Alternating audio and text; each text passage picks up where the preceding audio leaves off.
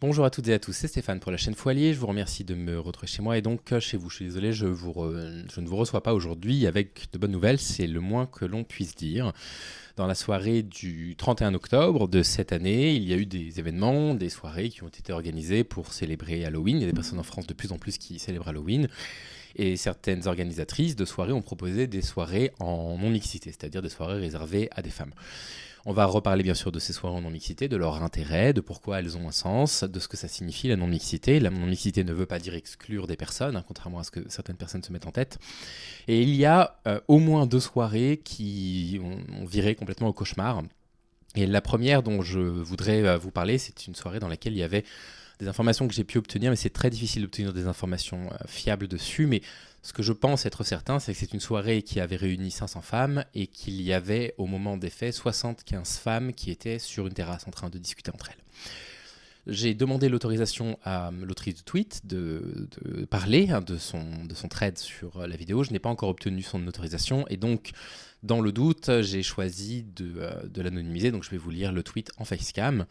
Je ne sais pas si elle est d'accord pour que je lise son tweet parce que je ne sais pas si elle a envie de se remanger une vague de cyberharcèlement parce que j'ai pu lire des choses absolument hallucinantes à son sujet. Donc, c'est un post qui a été posté le 1er novembre à 5h du matin en sortant de cette soirée et elle dit: on était donc à la soirée d'Halloween, une soirée qui était non mixité entre femmes, avec des amis, et des hommes ont tiré au mortier sur nous. Littéralement un attentat par des mecs, parce que des meufs font la fête entre elles. Donc au départ, il n'y avait que ce tweet-là qui a été complété un tout petit peu plus tard. On va déjà s'arrêter à ça. Donc déjà, elle a utilisé le bon terme. Effectivement, c'est un attentat masculiniste. Un attentat au sens premier du mot attentat, à savoir commettre un acte de terreur pour faire changer les habitudes de certaines personnes.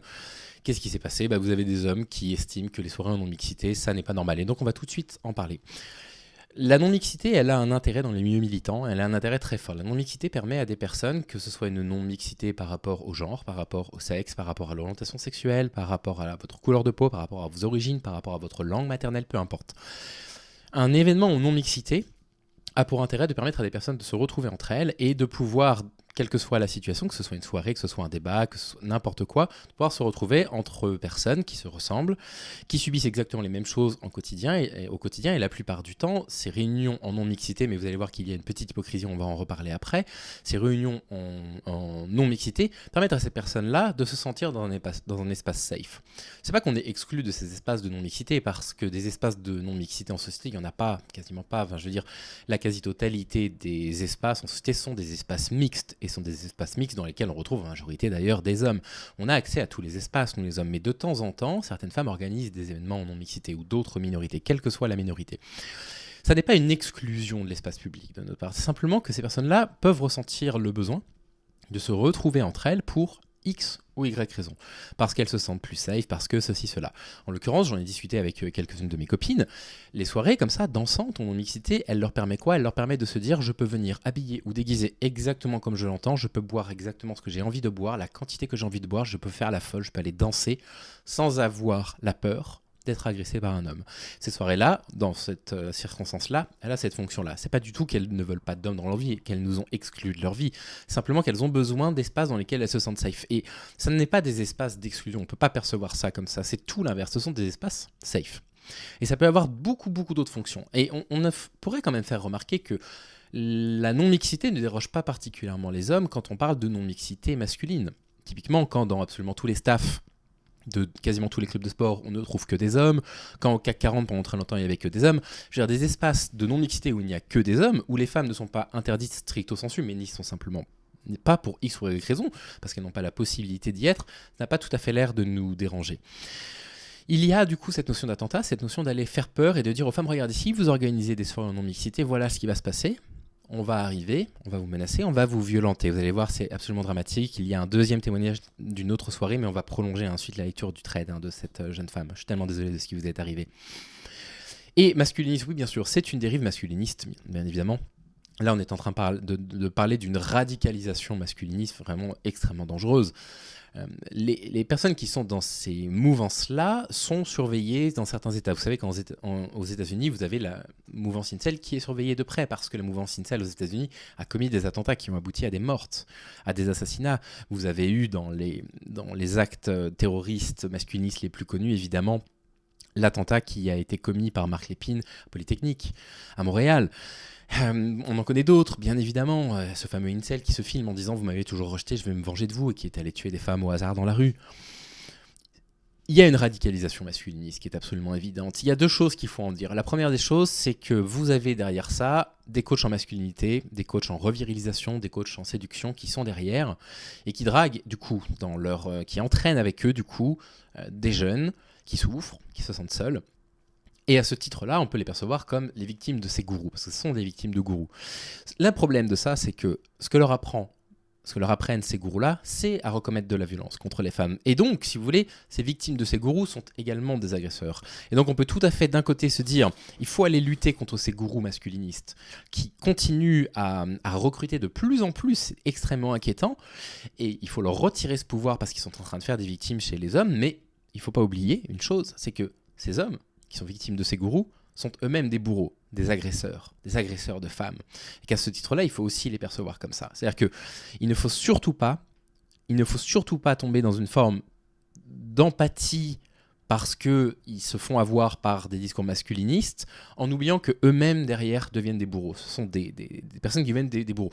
Alors, pas tous, heureusement. On a évidemment pas mal de témoignages de personnes qui disaient avoir suivi ces trucs de formation d'Incel et qui sont revenus en disant « mais je me suis fait arnaquer, c'est nul, c'est rien, ça nous apprend à violer des femmes ». On les a lus, les témoignages sur la chaîne à plusieurs reprises. Faut pas oublier ça, quoi. Donc, effectivement, c'est un attentat masculiniste et il y a une radicalisation de plus en plus inquiétante qui rappelle de plus en plus ce qui se passe en Corée du Sud. C'est réellement le backlash décrit par Susan Faoudi. Lisez Susan Faoudi, bien sûr, backlash, c'est très intéressant. À chaque fois que les femmes obtiennent des droits, à la force de leurs bras, parce que les hommes résistent systématiquement, vous avez des réponses masculinistes de plus en plus fortes. Sauf qu'aujourd'hui, les femmes, elles nous regardent dans les yeux. Aujourd'hui, les femmes nous regardent dans les yeux, elles nous disent « maintenant, vous allez nous considérer comme des êtres humains à part entière. Vous allez nous considérer comme des êtres humains qui ont les mêmes droits que vous. Et on va pas se laisser faire. » Et on devrait se dire, quand on est un homme normalement constitué, ce sont des revendications parfaitement saines et laissez passer. Et ça attise encore plus la radicalisation des masculinistes. C'est incroyable. Il n'y a qu'un seul coupable dans cette histoire-là, c'est les masculinistes qui réagissent à ça.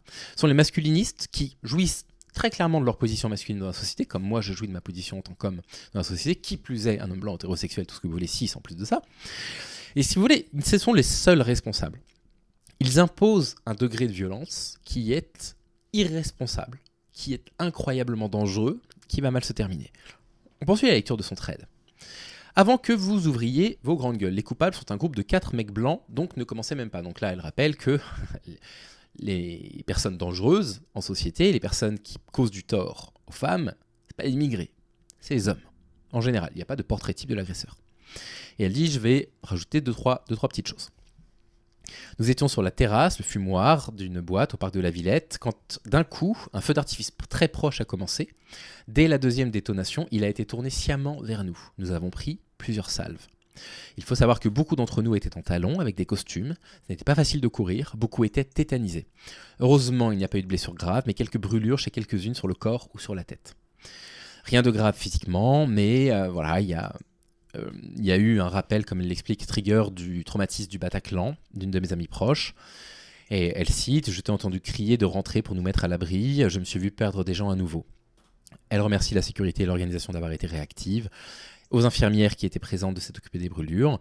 Elle précise « Si les masculinistes croient qu'on va arrêter nos espaces de fête non mixtes à cause de leur intimidation, on se rappelle de mecs qui ont voulu balancer de l'essence sur des filles au fumoir et une bringue à Marseille, ils se trompent lourdement. C'est à cause d'événements comme ceux-ci que ces espaces restent nécessaires, vos intimidations ne nous touchent pas. » Ce trade a été pas mal partagé. Il a été pas mal partagé et on a vu les réactions masculines typiques que je ne vais pas vous montrer. Vous allez devoir me croire sur parole parce que je n'ai pas reçu l'autorisation de pouvoir la citer sur la chaîne. En même temps, je lui ai demandé trop peu de temps avant d'avoir tourné l'épisode, c'est aussi de ma faute. Mais c'est toujours des réactions du type « Mais pourquoi vous faites un truc en non-mixité ?» Mais je sais pas, peut-être qu'en fait les femmes elles nous emmerdent et qu'elles font ce qu'elles veulent et que si elles veulent se retrouver entre femmes, elles se retrouvent entre femmes. Je veux dire, il existe des groupes sur les réseaux sociaux de mères célibataires, voilà, qui se retrouvent entre mères célibataires, parce que ces espaces, entre guillemets, de non-mixité, là on peut pas vraiment parler de non-mixité, c'est un peu trop chose, mais leur assure que quand elles se retrouvent entre elles, en fait, elles ne vont pas avoir besoin de se justifier, elles ne vont pas avoir besoin d'expliquer ce qu'elles traversent. Tout ça va être tacite, elles vont se retrouver avec des personnes qui partagent la même expérience qu'elles. Et c'est exactement ça l'intérêt de ces espaces de non-mixité. Je tiens à rappeler effectivement qu'il y a une autre femme qui a tweeté qu'elle était effectivement à Marseille et qu'à Marseille, lors d'une soirée en non-mixité, des hommes ont débarqué et ont balancé de l'essence sur la terrasse où elle fumait. Est-ce que vous vous rendez compte de la gravité des faits? De l'essence sur une terrasse où des femmes fument. C'est-à-dire que on est passé vraiment à deux doigts de ce que les médias auraient appelé un fait divers, qui n'est pas un fait divers, qui est un fait social. Les hommes veulent la mort des femmes indépendantes. Voilà, point barre, on ne peut pas le dire autrement. Il suffisait juste qu'une cendre reste encore un tout petit peu allumée pour provoquer un drame, pour que des femmes meurent brûlées vives. C'est la réalité de la violence masculine en société. Ça n'est pas la seule réalité. Tous les hommes n'en sont pas évidemment à balancer de l'essence sur les terrasses.